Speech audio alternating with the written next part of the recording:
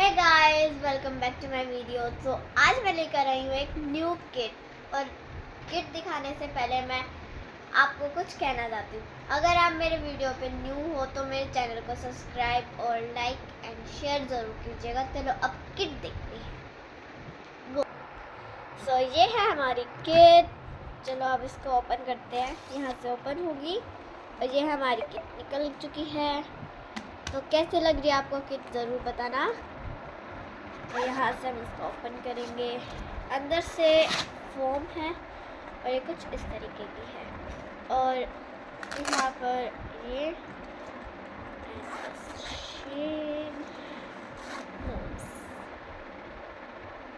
इधर भी एक कंपार्टमेंट है जिसमें हम अपनी स्टेशनरी रख सकते हैं।